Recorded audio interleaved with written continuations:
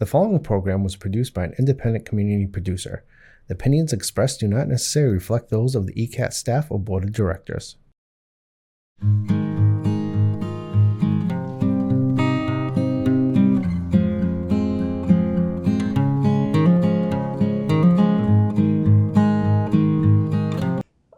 Good evening, and welcome to the August edition of For the Love of Words.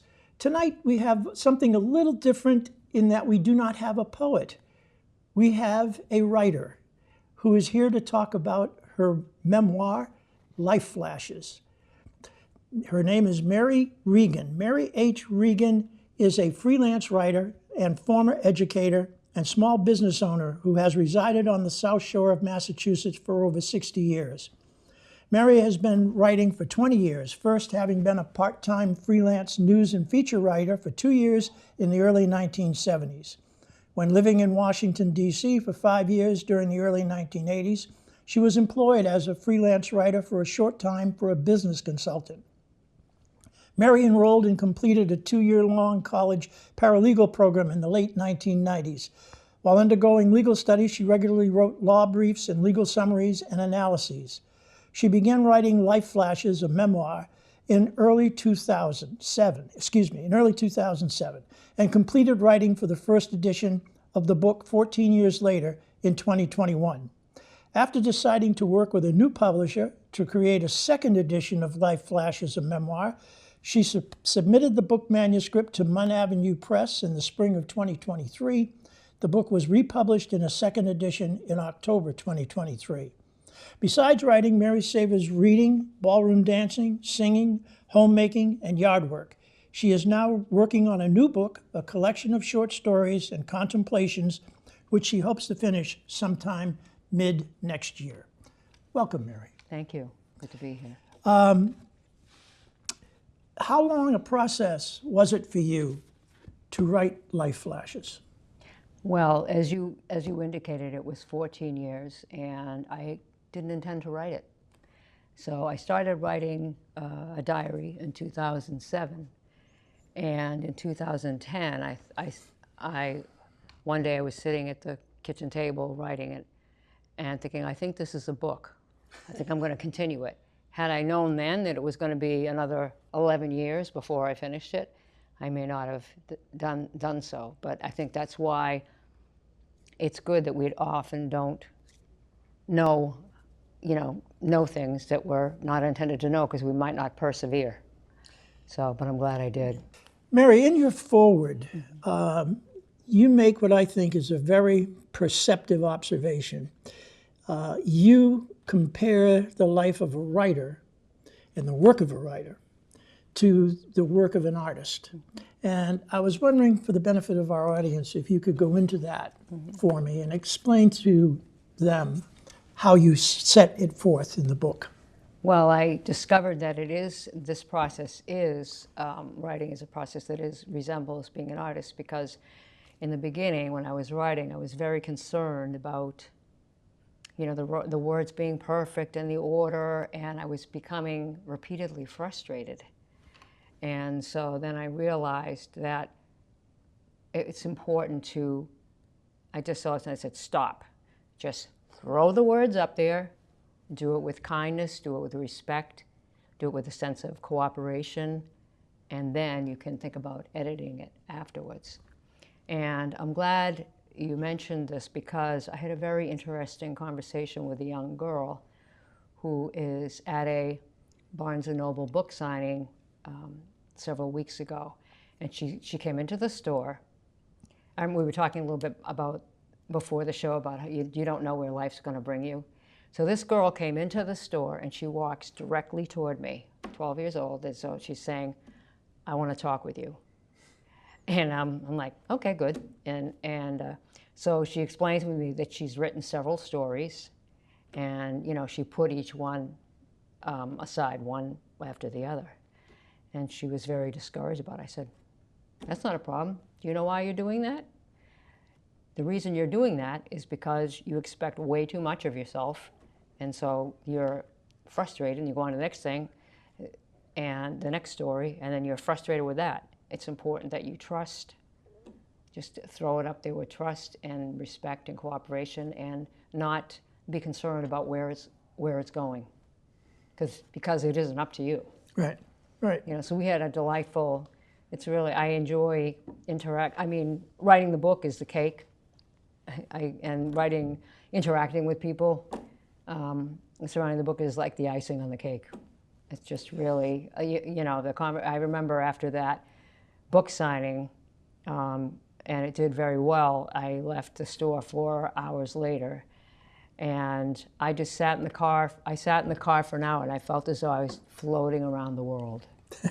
It was just amazing, and it helped me.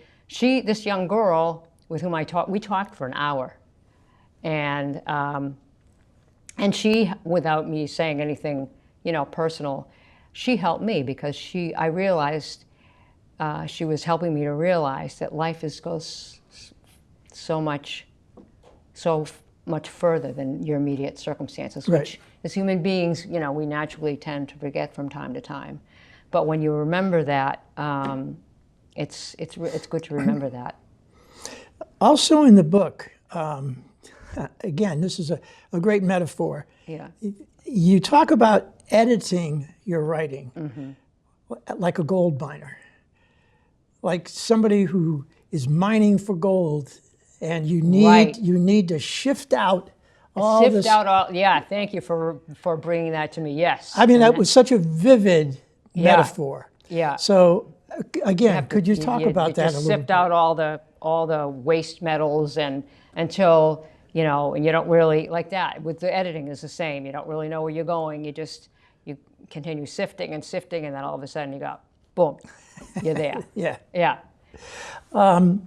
Two of the things that recur in the book that I noticed anyway, at least two things that recur in the book.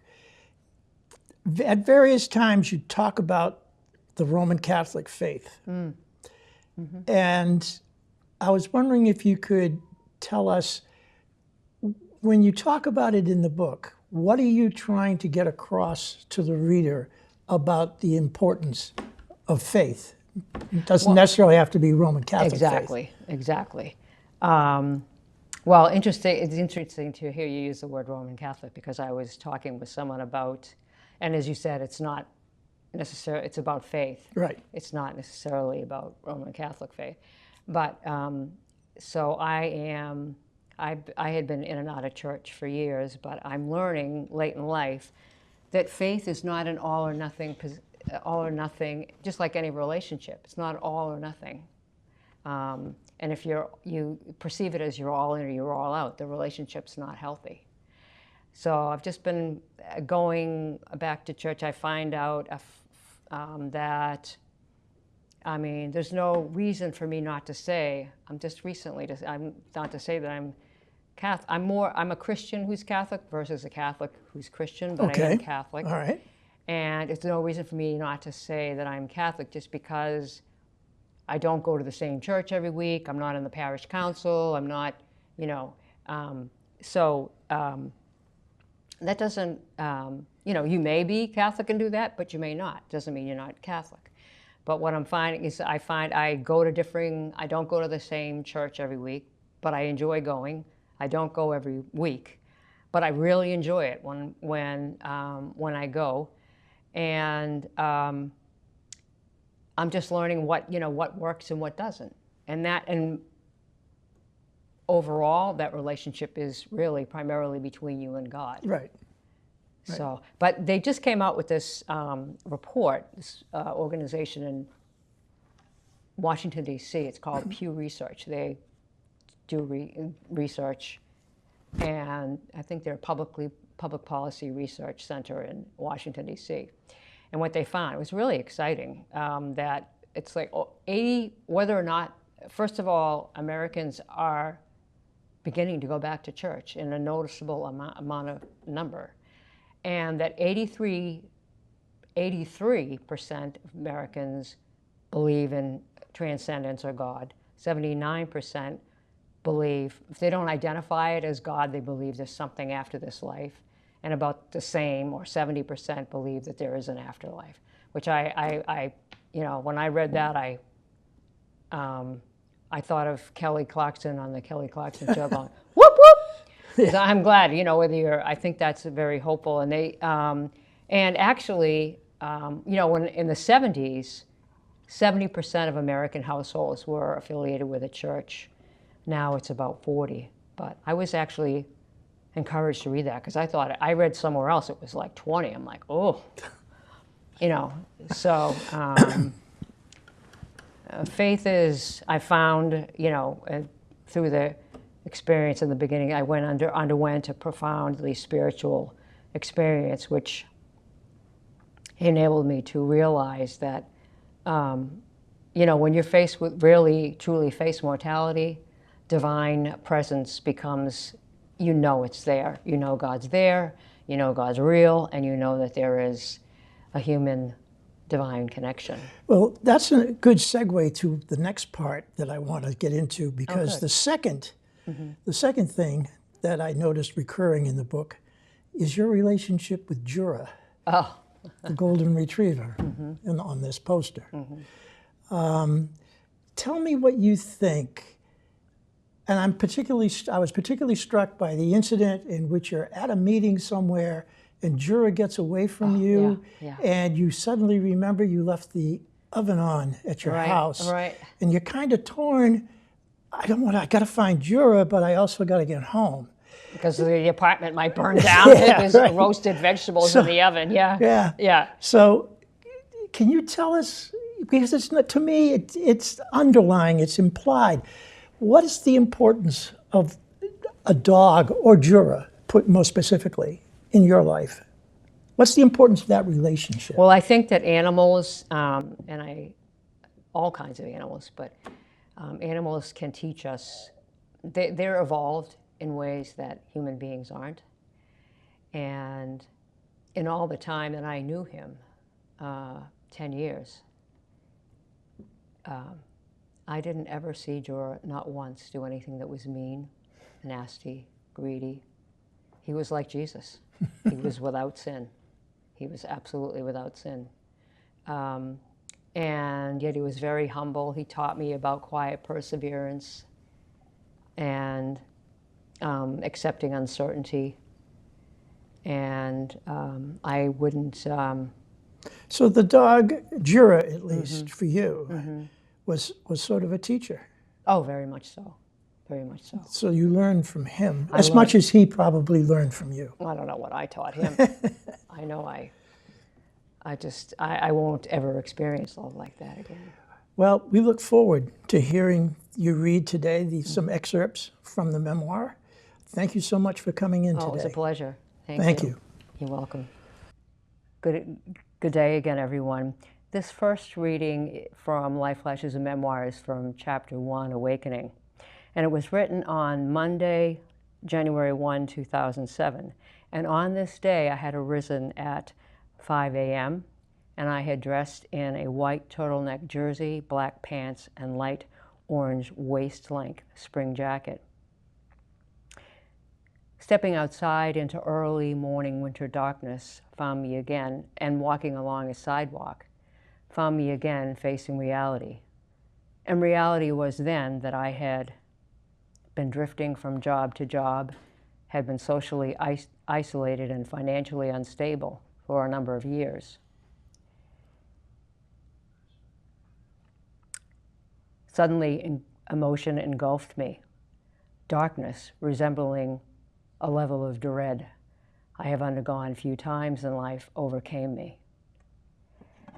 Chances are I will probably be leaving the world, being emotionally ill, homeless, or both, I was thinking. Amidst facing overwhelming personal failure, I solemnly chose not to leave this world in a despondent state, while at the same time not knowing how to move beyond experiencing massive internal darkness.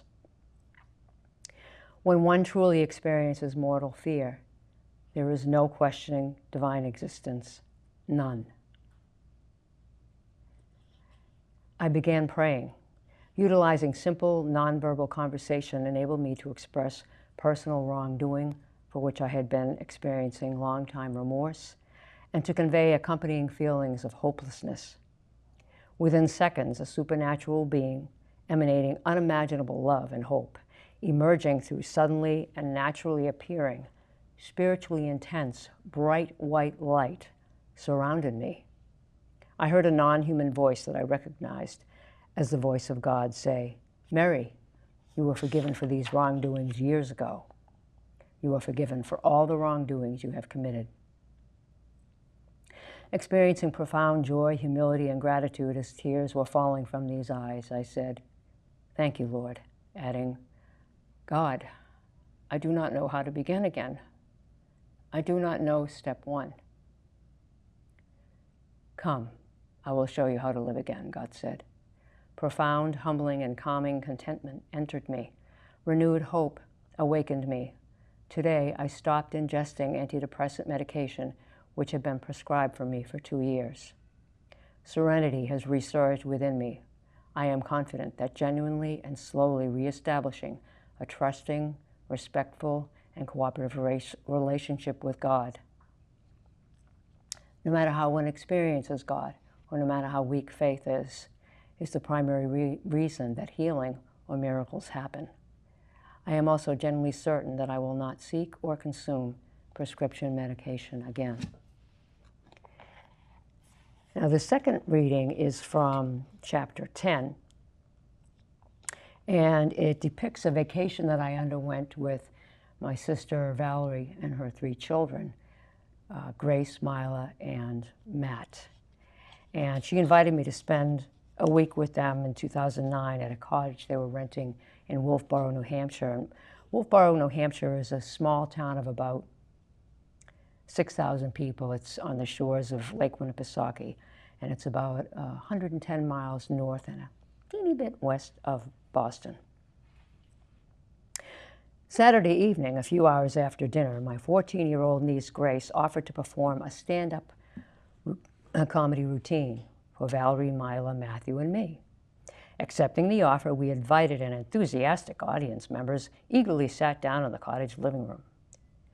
A few moments later, as she was standing and facing us in the living room, Grace began performing the monologue. It lasted for almost 30 minutes. It was invigorating and not one bit short of hilarious. She opened the routine by explaining that she intended to imitate a counter server working in a fictional franchise that resembles a well-known fast food chain. Employing a sultry accent and distinctive southern drawl, Grace proceeded, saying enthusiastically, "Welcome to Fast Food Palace, where you can have it your way, but don't go crazy on us." Continuing the charade, she pretended a Fast Food Palace customer was facing her. The customer was leaning toward the make-believe ordering counter, asking for a make-believe something. Grace approached the ordering counter microphone, looking bewildered, and then said, "You want what?" "Girl," she continued, "do you see this machine over here and that machine over there? Do you see these long, manicured, gorgeous fingernails? If I give you what you want, I'm going to have to push that button on that machine over there and that machine over there. Oh no, girl, you're going to have a Coke. And don't give me any back talk, because if you do, I'll call your parents." Valerie, Mila, Matt, and I gushed forth laughter. Grace, harboring hilarity, tottered. Momentarily struggling and then regaining composure, she maintained character while she continued the pretense of being a fast food worker as she neared the climax of the stand-up comedy routine. Meanwhile, famed Fast Food Palace general manager approached Grace, appearing calm, resolute, and stern. Addressing her, Mr. Manager immediately advised Grace of complaints he received from customers who complained about unsatisfactory service she is offering. When he firmly reminded Grace of the high-level standards of Fast Food Palace, Grace suddenly explained, "Oh, is that what you had said, Mr. Manager?" Mr. Manager responded affirmatively, firmly and compassionately.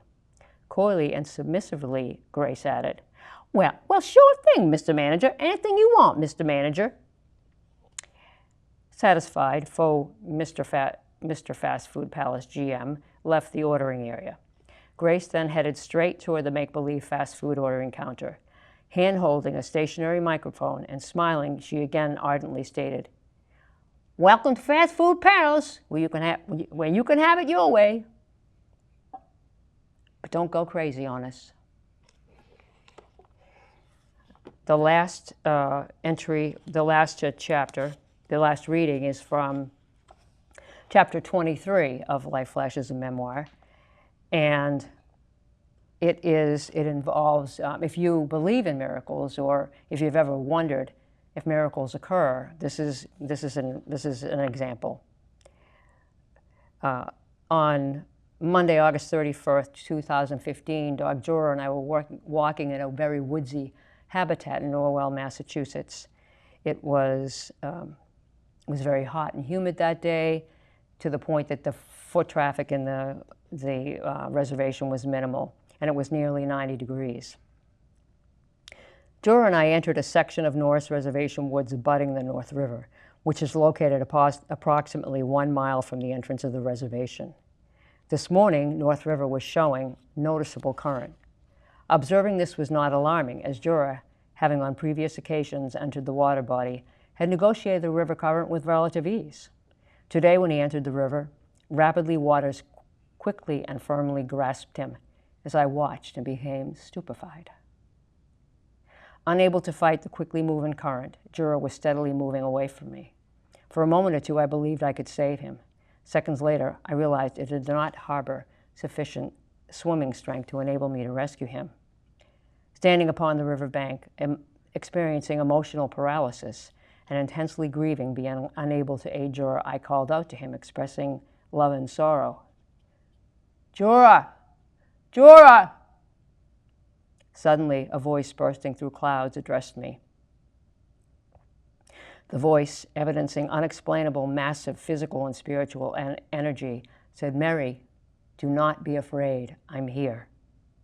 Almost instantly, a small motorboat navigating around a river bend miraculously appeared. 2 people were seated inside the craft. A man seated in the bow section was guiding the boat using the handle of an outboard motor secured to the boat. A woman seated in the midsection of the boat was talking with him. She was probably giving him additional direction about possible ways to continue moving the boat through restless waters. Seeing me, the woman hollered, "Do you want help?" "Yes," I urgently responded. The boat then continued moving down the river past Jorah, leaving me with resurging feelings of confusion and abandonment. Seconds later, the woman called out to me again, saying, "Do you want help?" "Yes," I replied again, beseechingly.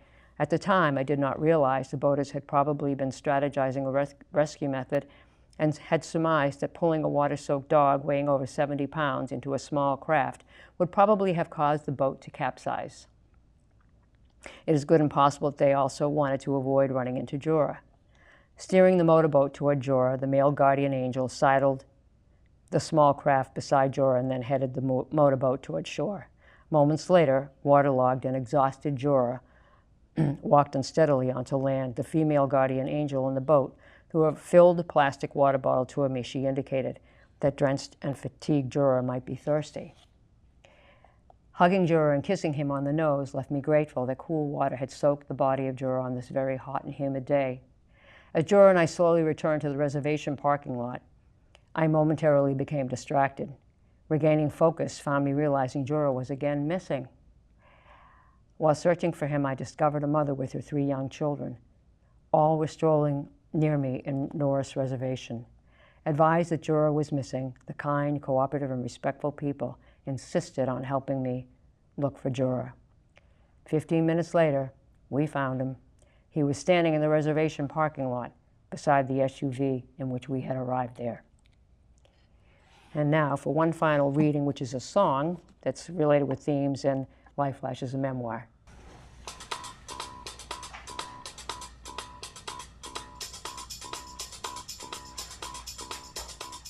Love is in the air, everywhere I look around. Love is in the air, every sight and every sound. And I don't know if I'm being foolish, don't know if I'm being wise, but it's something that I do believe in. It's there when I look in your eyes. Love is in the air, in the whisper of trees. Love is in the air, in the thunder of seas. And I don't know if I'm just dreaming, don't know if I feel sane, but it's something that I do believe in, and it's there when you call out my name.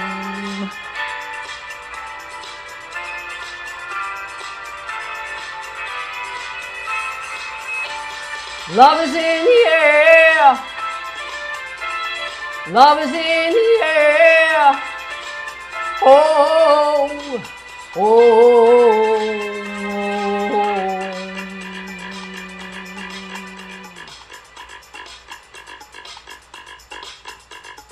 Love is in the air, in the rising of sun. Love is in the air, when the day is done. And I don't know if you're an illusion, don't know if I see clear, but you're someone that I do believe in, and you're there when I reach out for you. Love is in the air, everywhere I look around. Love is in the air, every sight and every sound. And I don't know if I'm being foolish, don't know if I'm being wise, but it's something that I do believe in, and it's there when I look in your eyes.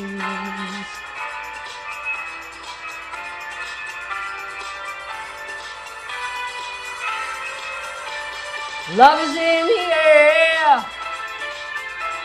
love is in the air, oh, oh, oh, oh,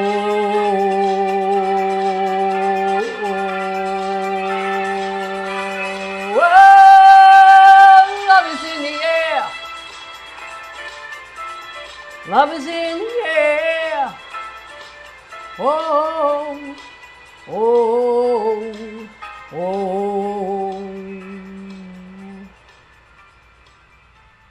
The end. Welcome to For the Love of Words.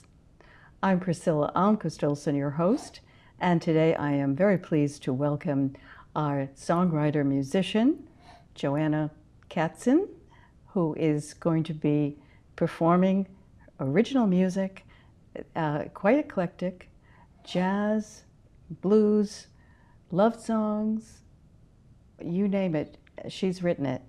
So welcome, Joanna. Thank you, Priscilla. Very honored to be here. Well, we're pleased to have you. So tell us a little bit about your background. Where did you grow up? I grew up in Southern California, specifically Venice. And I grew up in a home that was, on my father's side, quite musical.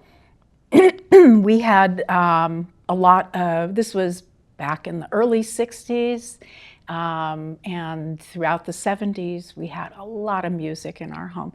So typical for the type of music that was going on at that period of time, everybody was dealing with the Vietnam War, and there was a lot of political, social, activist type music being sang, and a lot of hootenannies too. So my father was very fond of having music parties. He would invite a bunch of people over. My mom was the quintessential hostess. She wasn't all that musical. And people would walk in the door, my father would be there, and he would hand them something. If it wasn't an instrument, it was something that could be used as an instrument, like a tambourine, or a couple of spoons, or two sticks that you could clack together. And for people who knew how to play, they would get a mandolin, or they would bring a mandolin, and there were guitars. And unfortunately, being young at the time, I was instructed to go to bed So I would fall asleep listening to people sing songs of Pete Seeger and Woody Guthrie and Joan Baez. And Bob Dylan. Bob Dylan came a little bit later. Later, yeah, in the 70s. Right. Yeah. Well, I was one of those activists in the streets back in the 60s. Yeah. Civil rights, women's rights, and of course, protesting the war in Vietnam. So how has that impacted your music? Oh, well, I loved it. I absolutely loved it. My father taught me to sing harmony when I was very young. For people who are so inclined to go to my website, in my bio section, you can see a picture of me with a doll. And my father's playing his guitar, and we're singing harmonies. My mom took that picture. He taught me to sing harmonies, and I absolutely adored, and I still adore singing harmonies with people. How did it impact me? Well, when I was old enough to babysit, I started collecting quarters and dimes and nickels, whatever I could get my hand on. And the whole point of saving them was to buy a record player.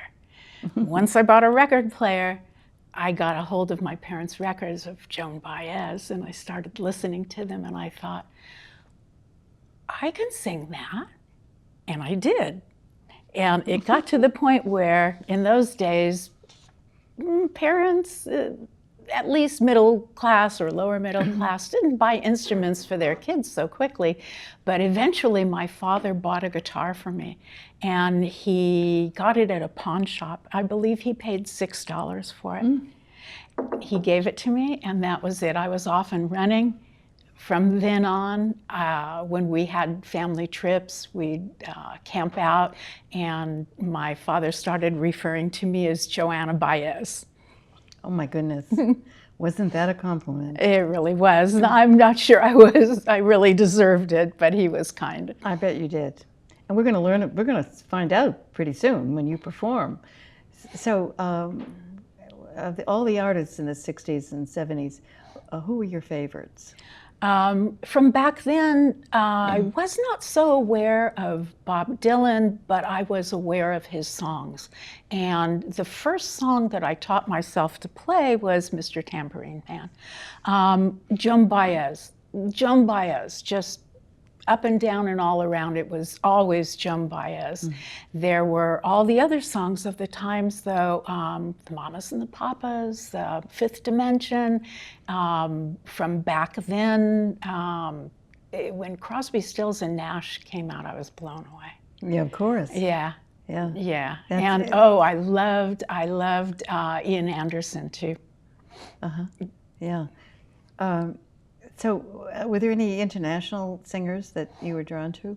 Later on. You know, people who grow up in, I don't know about most of the United States, but in California, at least where I was, you don't grow up being exposed to a lot of international stuff. So I wasn't. But later on, I started traveling more, and I eventually came into contact with someone named Ahinoam Nini. Over here, she goes by the name Noah, N-O-A, and she and her guitar player, Gil Dole, they're Israelis. They are amazing musicians, absolutely amazing. She became, for me, when I heard her for the first time with Gildore's accompaniment, she became my inspiration. I will never be able to sing as beautifully as she does. No. I'm different. Can you repeat her name? Ahinoam Nini. However, she goes by the name Noah, N-O-A, and you can find her online easily. Great. And she's still alive? Oh yeah, very much so. Oh, that's good. I think she's younger than I am. Oh, okay. And so what have been some of your highlights on this journey? When did you start performing publicly? Well, I performed publicly when I was younger, and then I did what I was raised to do, which was get married and have children. And unfortunately, my husband was not so into the idea of me being any kind of musician. He wanted that stay-at-home wife, and that's what he got. We eventually got divorced. The music wasn't the only reason, but we did get divorced, and I still had a guitar. And one of the first things I did was I picked up that guitar and started playing. And I was playing all the, the old Joan Baez, Bob Dylan songs, whatever I could remember. And my younger son came into the room. I was sitting in the bedroom trying to hide. And he came into the room and he said, "Mom, you sound really good." And I said, "No, really?" And he said, "You should record yourself and listen to it." So I did. And I thought, not too bad. Not too bad. I could do something. I started going to folk clubs and meeting other people in the folk community. And I eventually met somebody that I did fall in love with in Merrie. His name was Ray Scudero. And he was already very well known in the English-speaking folk community where we were. And we started performing together. And it's when I started writing again. I had been writing as a teenager, but they were very teenager-y songs. But I did write back then, and then I started up again after that. Unfortunately, my husband passed away, and I have been writing ever since and performing ever since.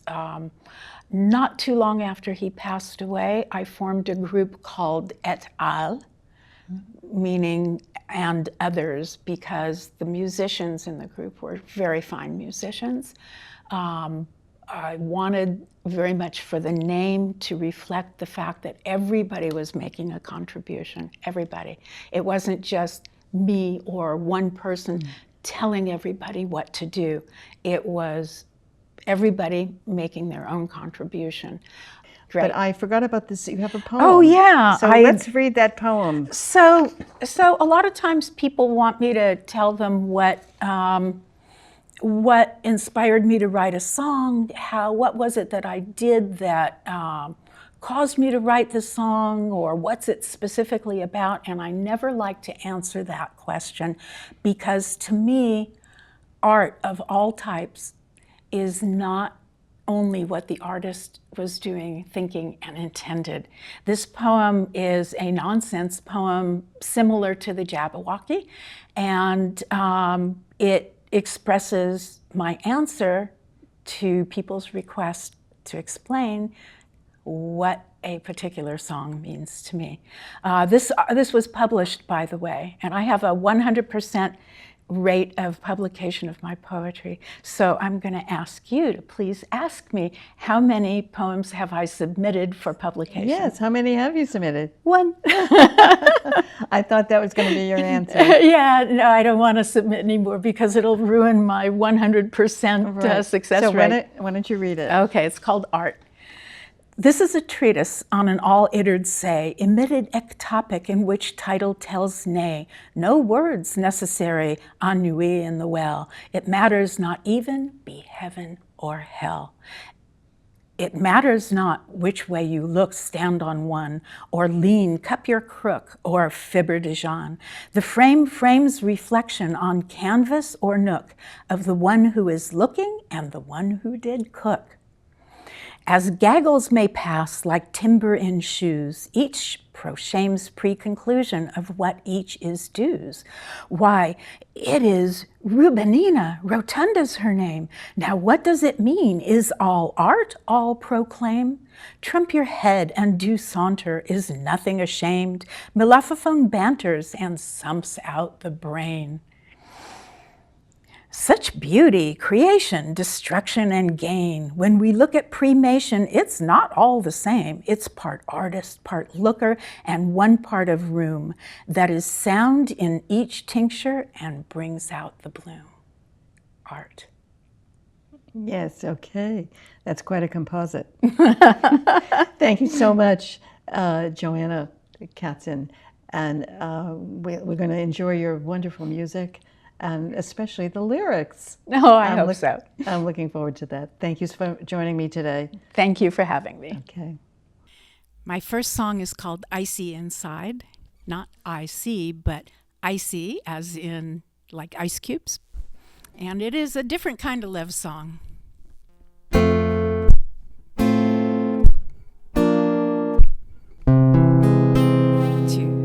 3, 4. I was out at the airport just the other day. Saw this guy kiss his lady goodbye in such a tender way. Touched her face with his fingers like she was something brand new. And I thought to myself, why couldn't that be you? Now the TV is blaring, I can hear it in the hall. Turn my key in the door lock, find you there like urban sprawl. Though the heat is up to 95, oh, I still shiver and hide. 'Cause darling, you're so icy inside. Now I want me some babies, that's right, and a doggo maybe too. But honey, first we're gonna do some talking, and then we're gonna screw. Tonight's the situation, 'cause the way you make me feel, it just can't be described. 'Cause darling, you're so icy inside. Now ice sure is nice on a hot summer day. My drink when we're out by the pool, it's so cool. In a berg or a rink, or maybe on some cake. But I can't find no icebreaker for you.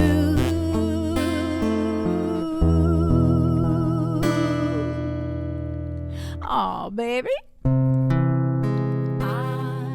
don't mind that your last wife died in mysterious circumstance, or how last week you jumped out the neighbor's window and ran home without no pants.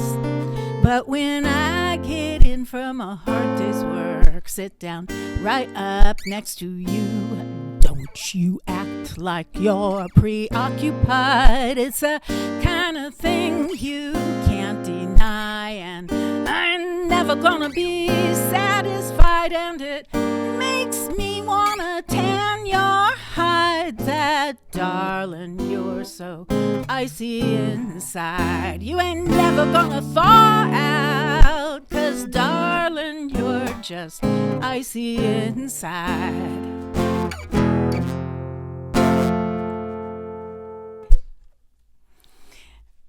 My next song is called I Wish You Could Have Stayed, and it goes out to anybody who's ever lost someone they love.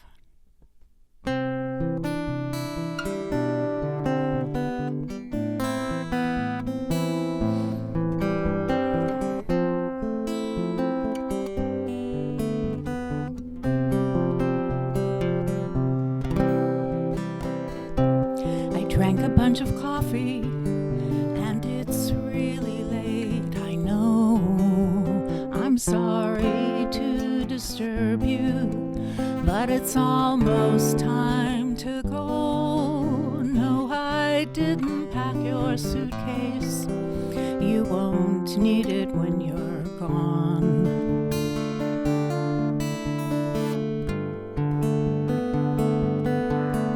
In a short time you'll be underway. Before you leave, I just have to say I never wanted this, and I wish that you could stay.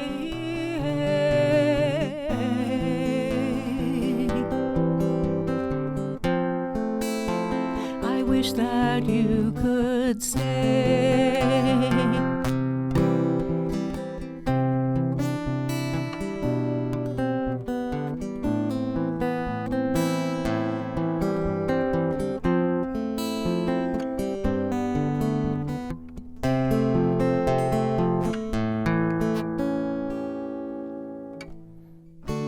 I'm tucking in the sheets now on a dream that used to be.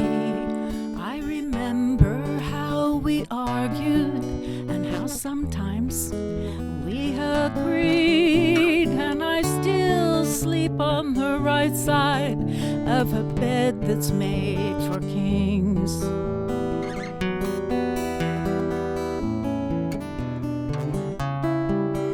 And I live here with my memories of scars and strings and matching keys, and what you said when we first kissed, and how I never wanted this, and how I wish you could have stayed.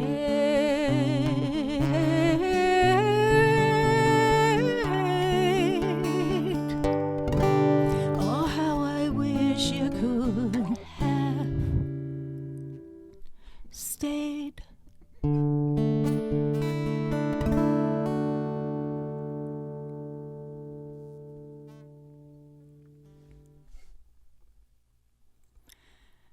My next song is A River Called Despair. I think it kind of describes what many of us are feeling like during these times, these interesting times, I'll say. And I hope it provides a little bit of hope. We're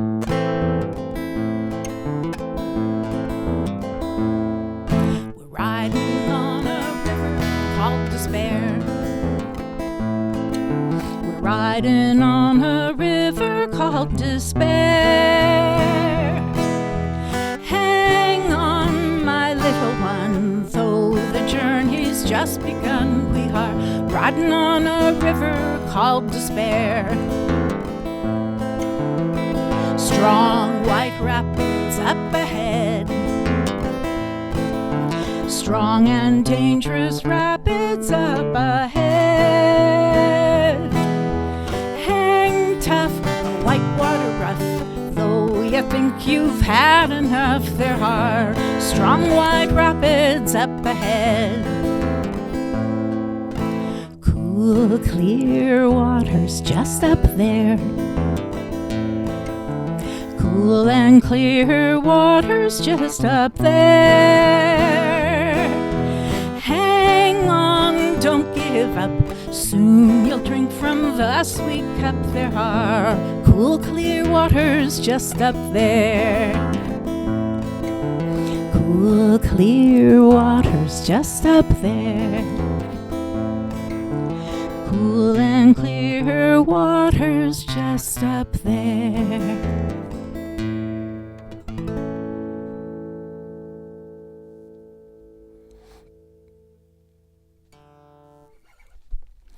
So I had a request for a social justice song or two, and this one is called No More.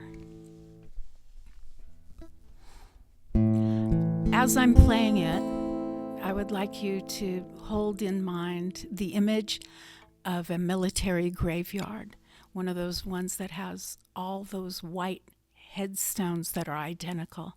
No matter where you stand in the graveyard, you're going to see a straight line, whether it be off to an angle, straight in front of you, off to the side. It's just so neat and perfect. Head to head, toe to toe, hand to hand, row after row. Garden of teeth in buzz-cut green. Is this really what it seems? Bury the hatchet, bury your dreams, bury your soldiers, bury their screams. Water them with salty tears. Forget the way they lost those years, crying, no, no more, no more, crying, no, no more, no more.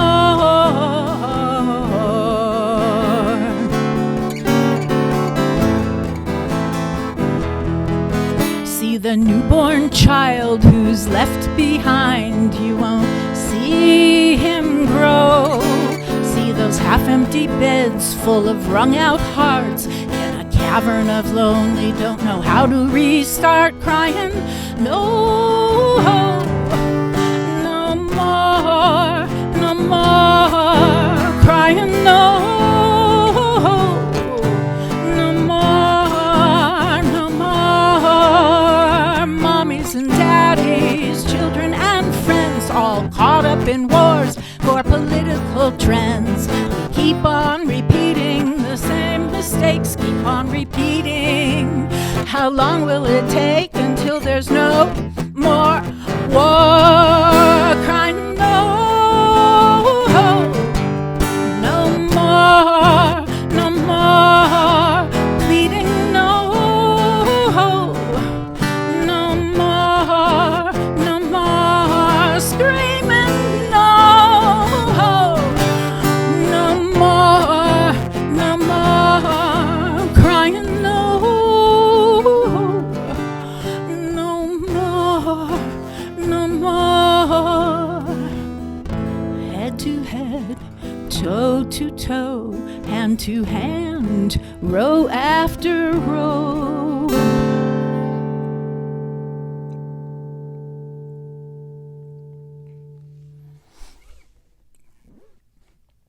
My next song is a song to Mother Earth. It's called It Will Be Too Late.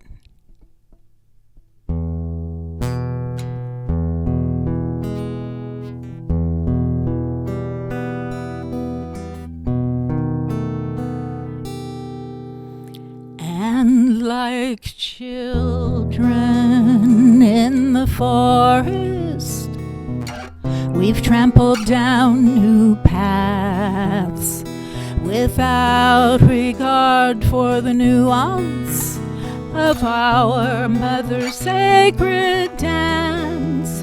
And when she writhes in burning pain, we gasp, we cry, and then we blame.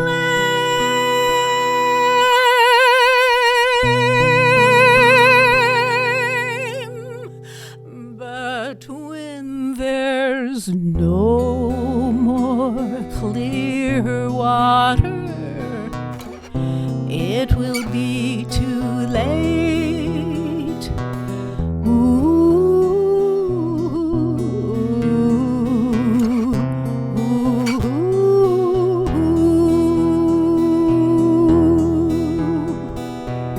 Her hands are gnarled and withered, her vision slowly fades. She struggles now just to walk through this shambolic masquerade. And when she drowns in rising waves, what will be left for us to say?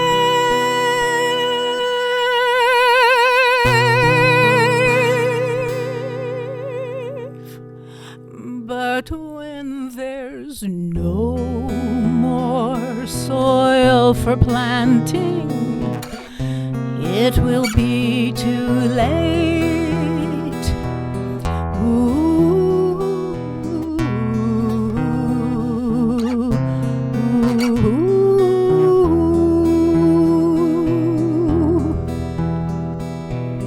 Now all you rich entitled, I'm calling out your names.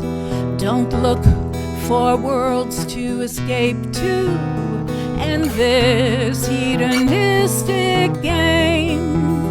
For when you're standing at the door with dreams of claiming more and more.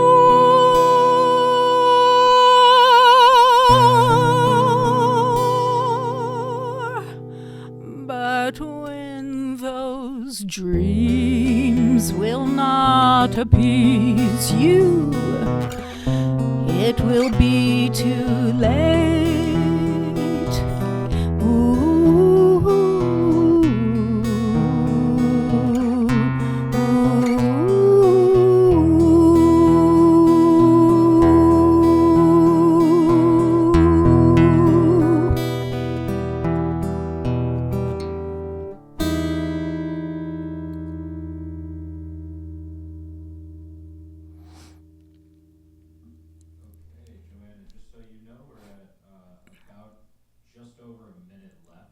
Okay. I was going to tell you on the last one, but I wasn't exactly sure. That's all right.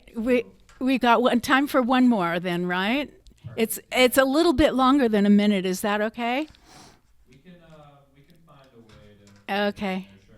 All right. So this is dedicated to Priscilla, who asked me for something. We were talking about speaking Hebrew, and this song is partially in Hebrew. It begins in Hebrew, but don't worry if you don't speak Hebrew. The translation into English follows.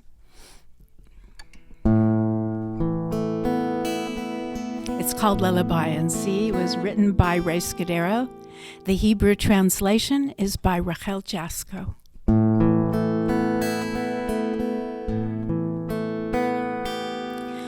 כמו כוכב בשמי הליל ועלים על העצים, כמו שיר ערש לילד בקו האופק למלאכים, כמו העמק לנחר והרוח לעננים הטלי.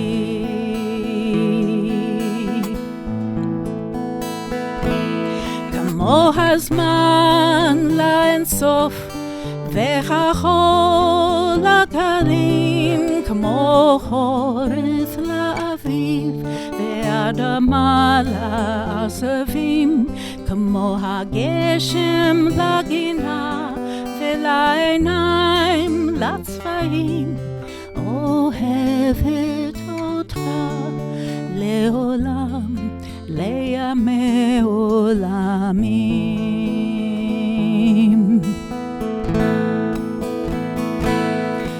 Like the stars love the night sky, and the leaves love the tree, like a child loves a lullaby, and the sky loves the sea, like the valley loves the river, and the clouds love the wind. I love thee.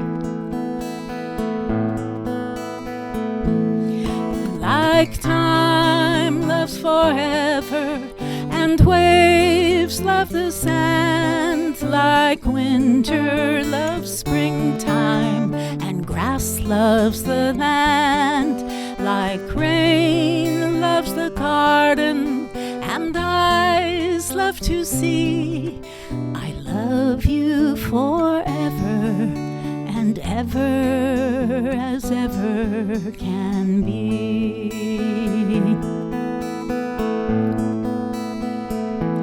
כמו הזמן לאינסוף והחול לגלים, כמו חורף לאביב והאדמה לעשבים, כמו הגשם לגינה ולעיניים לצבעים, אוהבת אותך לעולם לימי עולמים.